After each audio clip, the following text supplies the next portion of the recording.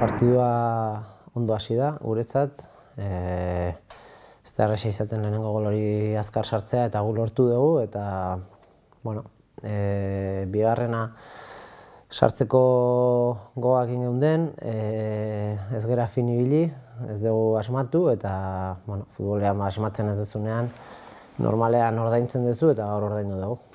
Bai, futbolean normalean zure esku egotea da bilatzen dena, ze normalean zure menpe ez dagoenean ez da helburua lortzeko batere erraza izaten.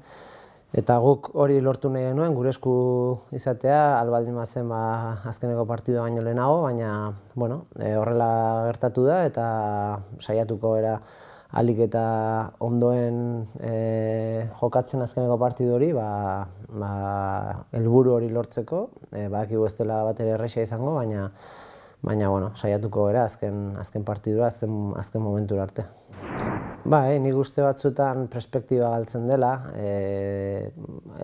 Partiduak irabazten zoazen heinean, badirudi hori dela normala eta gauza erraza dela, baina futbolean oso zaila da partiduak irabaztea, aurkariak beti egiten dizu gauzak ondo egin beharra eta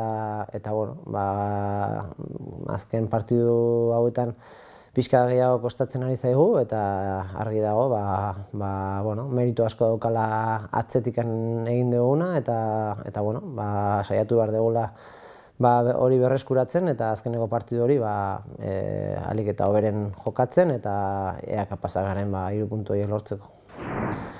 El partido ha empezado bien para nosotros. Normalmente suele ser complicado meter ese gol pronto para abrir la lata y hoy lo hemos conseguido, pero no hemos sabido culminar ese resultado, cerrar ese partido intentando meter ese segundo gol, que es lo que buscábamos y queríamos.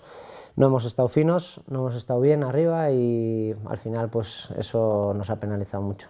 Sí, al final cuando vas ganando muchos partidos parece que pierdes un poco la perspectiva de la dificultad que tiene ganar partidos en primera división. Hay que hacer las cosas muy bien y hoy no lo hemos conseguido, el fin de semana pasado tampoco y hay que hacer las cosas bien, pelear mucho y tener acierto y vamos a buscar volver a encontrar todas esas cosas el próximo partido e intentar sacar esos 3 puntos que nos harían conseguir el objetivo que buscamos. Nosotros queríamos evidentemente despedirnos en casa este año y despedirnos de Gorka de la mejor manera posible, consiguiendo ese triunfo y esa clasificación europea.